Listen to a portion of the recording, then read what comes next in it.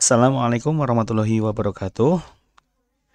Alhamdulillahirrabbilalamin. Kembali lagi bersama saya Afid Setiadi di channel Kia Design, channel yang membahas seputar desain dan aplikasi di sekolah. Di video ini saya akan share lagi ya terkait alur pekerjaan oleh guru di aplikasi Erapor SMP versi M03. Karena ada beberapa video kami yang ternyata melanggar kebijakan dari pihak YouTube. Baik, nanti insya Allah akan kami jelaskan lagi secara singkat apa saja yang perlu dikerjakan oleh guru, urutannya mulai dari login sampai mengirim nilai. Baik, sebelum dimulai, kami sampaikan terima kasih kepada teman-teman yang telah mendukung channel kami ini. Alhamdulillah banyak sekali respon yang bagus. Alhamdulillah, semoga apa yang kami hadirkan di channel ini bisa bermanfaat untuk teman-teman pendidik dan tenaga kependidikan. Baik, yang belum subscribe silahkan subscribe ya. Klik tombol subscribe-nya, lalu mungkin bisa diaktifkan notifikasinya. Dan juga jika memang video kami bermanfaat bisa dibagikan kepada teman-teman lain agar banyak lagi yang mendapatkan manfaat dari video-video kami. Baik, untuk panduan atau manual guru seperti yang tertera di panduan manualnya ya. Ini ada beberapa hal yang harus dilakukan. Yang pertama adalah guru itu diwajibkan untuk login, lalu menginput tujuan pembelajaran. Setelah itu menginput nilai melalui dua jalur ya, jalur input langsung dan jalur impor. Setelah itu ada cek penilaian, cek capaian, lalu ada juga input nilai ekskul khusus pembina, khusus koordinator P5 ada impor nilai atau input nilai P5 dan input data rapor khusus guru yang bertugas juga sebagai wali kelas. Untuk wali kelas kami sudah buatkan video tersendiri ya. Jadi bisa dicek di video kami sebelumnya. Baik, untuk teman-teman guru pada Erapor M03 ini login menggunakan akun yang diberikan oleh operator atau administrator masing-masing. Setelah login maka kita diwajibkan untuk memilih sekolah. Pilih sekolah, maka akan muncul dashboard. Nah, yang kami coba login di sini, beliau ini berlaku sebagai guru, lalu wali kelas dan juga pembina ekskul. Maka setelah masuk ke menu dashboard semacam ini, silakan untuk langsung mulai melakukan input pada menu guru. Sesuai di manualnya adalah input tujuan pembelajaran. Input tujuan pembelajaran ini kalau menurut pengalaman itu ada dua kemungkinan ya, bisa diinput atau tidak, maksudnya begitu. Kalau mau diinput artinya nanti kita bisa menggunakan jalur input langsung, input tujuan pembelajaran dan input jalur langsung ini saling berhubungan. Akan tetapi jika menggunakan jalur impor, maka tujuan pembelajaran istilahnya bisa diisi bisa tidak. Tapi untuk melengkapi data sebaiknya diisi saja melalui menu tujuan pembelajaran. Menu guru masuk tujuan pembelajaran. Setelah masuk tujuan pembelajaran, pilih mapelnya misalnya semacam ini. Datanya masih kosong ya, maka kita harus tambahkan tujuan pembelajaran, mapelnya dipilih, lalu jumlahnya berapa tujuan pembelajarannya misalnya 3. Atau tergantung jumlah dari rombel yang diampu, misalnya kita mengampu ada 2 rombel atau 2 tingkat, misalnya kelas 7 dan kelas 8. Maka tujuan pembelajaran di kelas 7 misalnya hanya 3 dan di kelas 8 juga 3, berarti tujuan yang ditambahkan di sini ada berapa? Ada 6. Proses. Lalu silakan diisi tujuan pembelajarannya. Misalnya ini pilih tingkat 7, semester 1, 71, 71. Diisi misalnya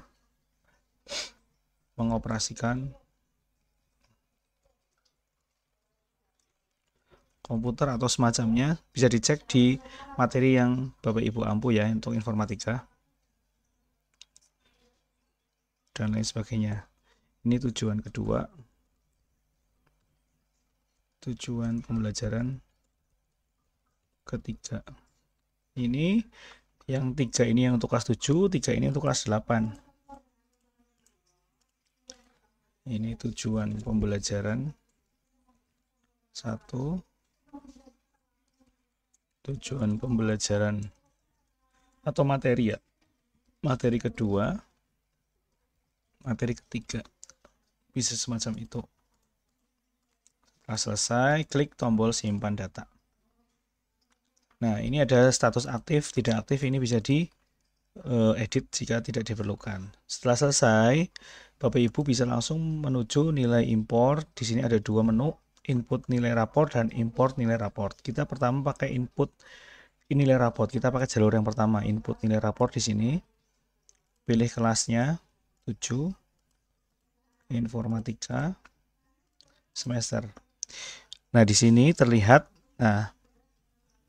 ada tujuan pembelajaran yang diukur dan tercapai, tujuan pembelajaran yang diukur dan perlu peningkatan. Ini untuk input nilai semacam ini secara manual itu kita bisa, yang pertama kita istilahnya menyiapkan data nilai kita secara manual yang sudah print out ya, lalu kita inputkan di sini 89, 80 misalnya begini. Ini kita upload secara manual. Lalu TP yang tercapai dengan optimal kita pilih. Misalnya begini. Misalnya. Jadi ini satu siswa itu sangat detail ya. Ini luar biasa. Nanti keistimewaan atau plusnya di sana nanti muncul deskripsi di raportnya itu lebih bagus secara kalimat, terus juga secara nilainya itu nanti ada pertimbangan nilai ini masuk ke TP 2 TP ini, nanti kalimatnya berbeda ketika nilainya itu lebih kecil dengan TP yang sama. Intinya begitu. Itu untuk input nilai secara manual ya. Setelah selesai semua, diklik simpan data, maka akan muncul di sini, lihat dan edit deskripsi. Nah, di sini muncul otomatis nilai dan deskripsinya. Begini. Ya, sip. Setelah ini selesaikan sampai kelas terakhir. Nah, itu untuk input nilai secara manual. Yang kedua, import nilai. Import nilai rapor ini bisa tanpa menggunakan tujuan pembelajaran, kita langsung menginput pada Excel import. Jadi pilih kelas, pilih mapel, pilih semester, download format import nilai. Nanti akan turun di halaman unduhan. Kita double klik untuk membukanya. Ditunggu sebentar ya. Keistimewaannya di sini di format import, kita itu tinggal mengambil nilai yang sudah ada berupa file digital, artinya file Excel yang lain sebagai sumber nilai kita yang sudah kita olah. Kita taruh di sini final rapornya, raport yang sudah final ya.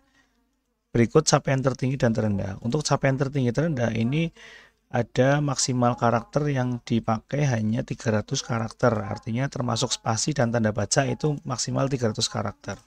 Contoh misalnya 80, terus apa tadi contohnya? Mencapai sudah mampu pada materi 1. Terus ini capaian terendahnya belum, masih perlu bimbingan dalam materi 2 misalnya, dan seterusnya. Setelah itu kita simpan. Setelah disimpan, teman-teman bisa langsung untuk ngimpor di choose file, lalu pilih file yang tadi, import nilai. Untuk melihat hasil impornya, teman-teman bisa dicek penilaian, status penilaian atau pencapaian. Status penilaian dulu boleh, lalu pilih kelas yang tadi kita impor. Nah ini 7E kita udah ada satu data kan. 7D tadi kita itu ada 4 data. Maka fungsi dari menu cek penilaian ini adalah untuk melihat data kita sudah lengkap atau belum, ya. Lalu ada menu pencapaian nilai rapor. Ini juga bisa dipilih kelasnya, hasil impornya kita lihat di sini juga bisa. Ini tadi kita input di 7E, lalu di deskripsinya juga ada. Nah, seperti ini. Jika di tengah jalan sudah impor, sudah terlanjur impor semua, sudah masuk semua, ternyata ada yang salah, silakan lakukan impor lagi dengan cara yang sama. Tapi tidak hanya untuk edit satu ya, maksudnya impor juga semua data satu kelas itu masuk dimasukkan ulang, maksudnya begitu. Jadi tidak bisa kalau misalnya kita hanya edit satu anak, lalu kita hanya upload satu anak saja di imporan yang selanjutnya, itu nggak bisa, tapi harus bersama-sama, artinya kayak diulang lagi begitu. Itu untuk impor nilai. Kita cek di pencapaian nilai rapor pada mata pelajaran informatika kelas yang tadi kita impor dengan atau kita input secara manual. Ini di sini. Bedanya ini di bagian deskripsinya, insya Allah ini lebih rapi. Biasanya kalau format dari Excel ada yang rapi, ada yang tidak, atau kalimatnya ada yang kurang pas. Kalau input nilai manual di e-rapor ini nanti ada otomatis muncul deskripsi yang diharapkan sesuai dengan aturan yang berlaku. Baik, selanjutnya setelah selesai input sebagai guru mapel, Bapak Ibu guru itu masih ada kewajiban yang lain, yaitu input nilai ekskul, terutama bagi teman-teman yang mengampu atau menjadi pembina ekskul. Caranya adalah masuk ke menu input nilai ekskul, pilih kelasnya, terus pilih rombelnya. Jadi di kelas cooking class ini siswa yang ikut pesertanya itu dari berbagai macam kelas ini ya, rombel aslinya ya, rombel paginya. Kita pilih, lalu pilih semesternya. Di sini masih data kosong, iya betul, karena kita harus input dulu. Caranya bagaimana? Klik tombol input di sebelah kanan, lalu baru di sini ada nama dan lain sebagainya. Kita pilih nilainya di sini dengan cara klik tombol drop down semacam ini. Ada sangat baik, baik, cukup, dan kurang. Lalu deskripsinya, mencapai kompetensi atau mampu menciptakan produk, gitu ya, boleh. Olahan umbi-umbian misalnya, atau apa terserah yang sesuai dengan materi